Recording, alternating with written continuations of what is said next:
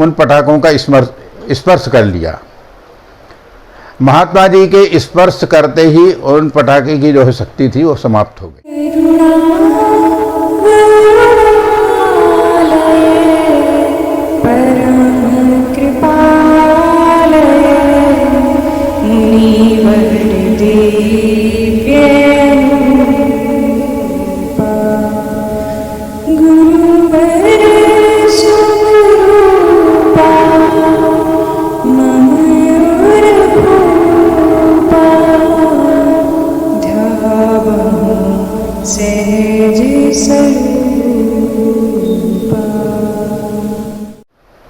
मित्रों, आज महात्मा जी के संबंध में एक विचित्र घटना का हम वर्णन करने जा रहे हैं। आपको भी थोड़ा आश्चर्य होगा और महात्माओं की शक्ति के बारे में आप भी चिंतन करने पर विवश होंगे। एक गांव है जिसका नाम है मोकलवाड़ा। मोकलवाड़ा में नाथूराम जी शर्मा रहते हैं। ये हमारे साथ ही बगलवाड़ा संस्कृत विद्यालय संस्कृत गुरुकुल में पढ़ते थे। बात उस समय की है जब मैंने विद्यालय संभवतः छोड़ दिया था। ये ग्राम जो मोकलवाड़ा है ये वाड़ी तहसील में रायसेन डिस्ट्रिक्ट में विद्यमान है।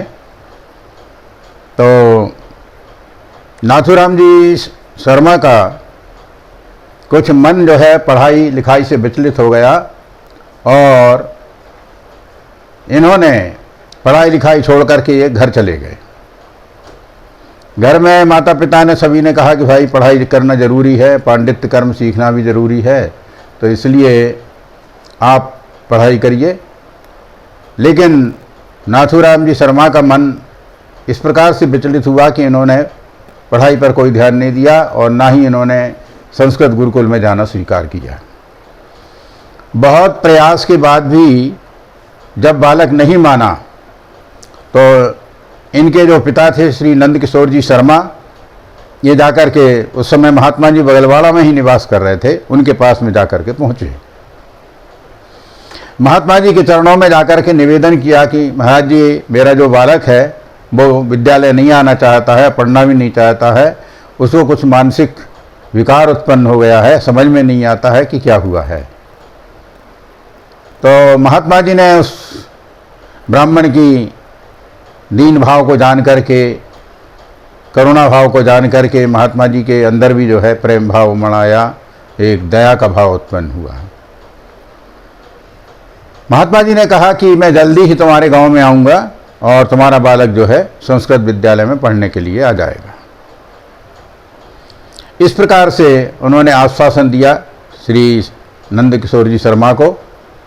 नंद किशोर जी शर्मा ने अपने ग्राम मोकलवाड़ा के लिए प्रस्थान किया। इधर कुछ समय के पश्चात दीपावली के 2 या 3 दिन बाद महात्मा जी जाकर के मोकलवाड़ा ग्राम में जाकर के पहुँचे। वहाँ जाकर के महात्मा जी ने देखा कि सभी बच्चे जो है पटाखे चला रहे हैं और नाथूराम शर्मा जो बच्चे थे, बालक था, उसके पास में भी एक तगाड़ी में बहुत सारे पटाखे रखे हुए थे और वो भी पटाखे चला रहे थे। महात्मा जी जाकर के पहुँचे तो शर्मा जी ने उनका आदर सत्कार किया, बिठाया, आसन दिया, कंबल बिछाई। तो महात्मा जी ने कहा नाथूराम से कि क्या कर रहे हो? कि पटाखे चला रहे हैं, कि हमारे पास लेकर के आओ पटाखे, ज़रा देखें तो कैसे पटाखे हैं। तो महात्मा जी ने उन पटाखों का स्पर्श कर लिया। महात्मा जी के स्पर्श करते ही उन पटाखे की जो है शक्ति थी वो समाप्त हो गई। नाथूराम शर्मा ने उसमें से पटाखे लिए चलाने का प्रयास किया, लेकिन कोई भी पटाखा नहीं चल रहा था। तो बड़े आश्चर्य में पड़ गए। तो महात्मा जी से बालक बोला, महात्मा जी आपने क्या कर दिया, हमारे तो पटाखे ही नहीं चल रहे हैं, आप कुछ ऐसा करो कि फिर से पटाखे चल जाएं। तो महात्मा जी ने जाकर के फिर जो है उन पटाखों का स्पर्श किया तो वो फिर पटाखा लिया, पटाखे जो है चलने लग गए। इस प्रकार से एक विचित्र बात महात्मा जी ने की बालक के मन पर कुछ प्रभाव डालने के लिए। महात्मा जी ने कहा कि बेटा ऐसा करो कि तुम हमारे साथ चलो, हम तुम्हें बगलवाड़ा संस्कृत गुरुकुल में छोड़ देंगे विद्यालय में, और वहीं पर पढ़ाई करना। लेकिन बालक ने कहा कि मेरा कोई पढ़ाई में मन नहीं लगता है और ना मैं बगलवाड़ा जाऊंगा और ना मैं पढ़ाई करूंगा। महात्मा जी कुछ नहीं बोले।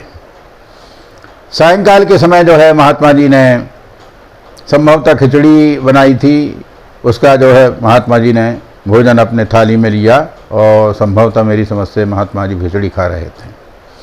खाते खाते महात्मा जी ने अपनी उसी खिचड़ी में से एक ग्रास उठा करके, एक कौल उठा करके उस बालक को दिया कि लो बेटा आप तुम इसको खा लो। उस बालक ने उस ग्रास को, उस कौल को खा लिया, खिचड़ी को, और खिचड़ी खाते से ही बालक का जो है मस्तिष्क चेंज हो गया, परिवर्तन आ गया बालक में। महात्मा जी ने कहा बेटा संस्कृत विद्यालय में पढ़ने के लिए चलोगे? तो बालक ने कहा कि चलूँगा महात्मा जी पढ़ने के लिए, मैं वहीं पर गुरुकुल में रहूँगा, पढ़ाई करूँगा। इस प्रकार से महात्मा जी ने अपना जूठन प्रसाद दे करके, भोजन प्रसाद देकर उस बालक के मस्तिष्क को बिल्कुल परिवर्तित कर दिया। प्रातःकाल ही हुआ और प्रातःकाल होते ही महात्मा जी उस बालक को साथ में लिया। बालक भी तैयार हो गया, अपना सामान भी रख लिया, जो कुछ भी रखना था, बैग वगैरह होगी या जो भी बॉक्स वगैरह होगा उस सबको लेकर के तैयार हो गया। महात्मा जी का तो साधारण छोटी सी एक थैली रहती थी और एक हाथ में कमंडल रहता था, और सुबह जो है भोजन इत्यादि करने के बाद में तैयार हो गए। गांव के भी कुछ लोग महात्मा जी के दर्शन करने के लिए आए हुए थे, वे भी महात्मा जी को पहुंचाने के लिए बस स्टैंड की तरफ चल दिए। वहाँ से 4-5 किलोमीटर लगभग बस स्टैंड था, हर्सली, या जिस भी बस स्टैंड पे आए हों, हर्सली है, बाड़ी है, ये सब छोटे छोटे, और 4 गांव ये स्टेशन लगे हुए थे। तो संभवतः महात्मा जी 4 गांव आए होंगे। तो महात्मा जी साथ लेकर के और बालक को साथ में लेकर के महात्मा जी जो है 4 गांव के बस स्टैंड पर आए। साथ में 4-6 लोग भी थे जो महात्मा जी को छोड़ने के लिए आए थे। तो बस आने वाली थी, तो महात्मा जी ऐसे ही हंसी मजाक में बोले कि भगवान देखो जो बस आएगी, बस वाला जो है यहीं पर रोकेगा और रोकने के बाद में जो है कंडक्टर उतर करके आएगा और कंडक्टर जो है हमारा सब सामान लेकर के बस के ऊपर चढ़ाएगा और हमें बिठाएगा।